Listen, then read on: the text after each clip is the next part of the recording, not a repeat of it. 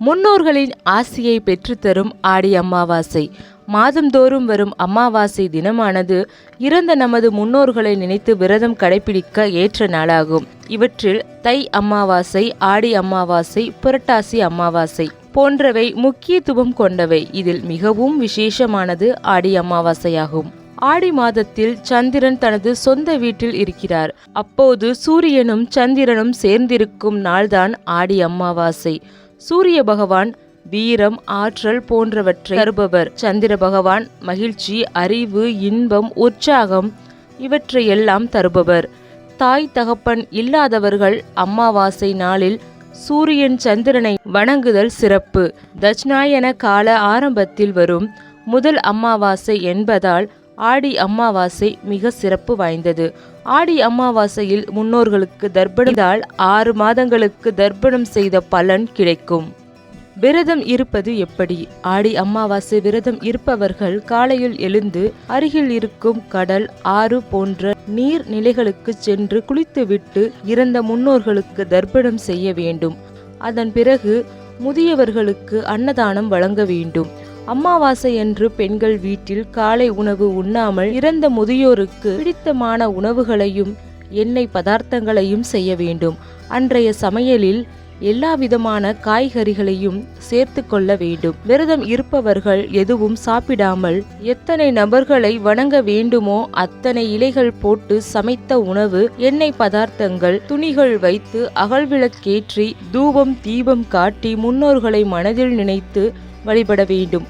பிறகு படைத்த உணவுகளை இலையில் வைத்து காகத்திற்கு படைக்க வேண்டும். முன்னோர்களுக்கு படைத்த உணவுகளை காக்கைகள் உண்ட பிறகு வீட்டிற்குள் முறைப்படி அமர்ந்து சாப்பிட வேண்டும்.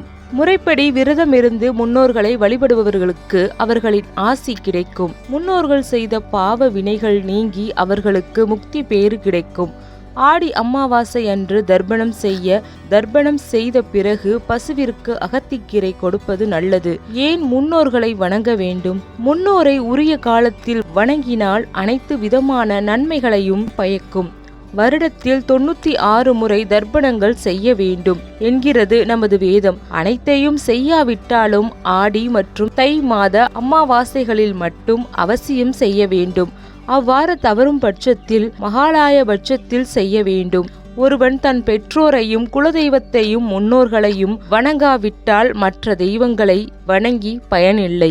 அப்படிப்பட்ட சிறப்புகள் வாய்ந்த நம் முன்னோர்களை ஆடி, புரட்டாசி, தை ஆகிய அமாவாசை தினங்களில் மிக சிறப்பாக தர்ப்பணம் கொடுத்து வழிபடுவது வழக்கம்.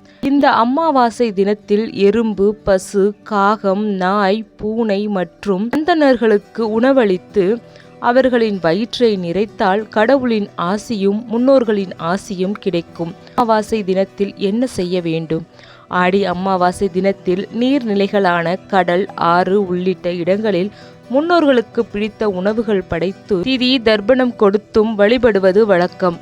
அப்படி நீர்நிலைகளுக்கு சென்று தர்ப்பணம் கொடுக்க முடியாதவர்கள் வீட்டிலேயே தர்ப்பணம் கொடுத்து அதனை அருகில் உள்ள நீர்நிலைகளில் கொண்டு சென்று விடலாம். காகத்திற்கு முக்கியத்துவம். அமாவாசை வழிபாட்டில் காகத்துக்கு முக்கியத்துவம் அளிக்கப்படுகிறது.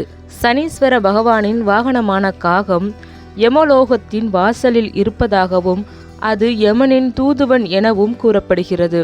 காகத்துக்கு சாதம் வைத்தால் யமலோகத்தில் வாழும் நமது முன்னோர்கள் அமைதியடைந்து நமக்கு ஆசி வழங்குவார்கள்.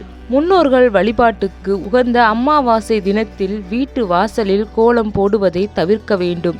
தர்ப்பணம் கொடுக்கும் போது கிழக்கு முகமாக பார்த்தபடிதான் கொடுக்க வேண்டும். மேலும் தர்ப்பணம் கொடுக்கும் போது கருப்பு எல்லை மற்றவர்களிடம் இருந்து கடனாக வாங்கக்கூடாது. அதேபோல் கரையில் இருந்து கொண்டு நீரில் தர்ப்பணம் செய்யக்கூடாது. நீரில் இருப்பவர்கள் நீரிலும், கரையில் இருப்பவர்கள் கரையிலும் தான் தர்ப்பணம் கொடுக்க வேண்டும். பலன்கள். ஆடி அமாவாசை வழிபாடு செய்வதன் மூலம் பித்ருக்கள் நற்கதியை அடைவதும் திருப்தி அடைவதும் மட்டுமல்லாமல் நம் வாழ்வில் நற்பலன்களும் பெருகும்.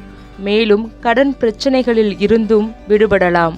ஆடி அமாவாசையில் விரதமிருந்து பித்ருக்களின் ஆசியை அனைவரும் பெறுவோமாக.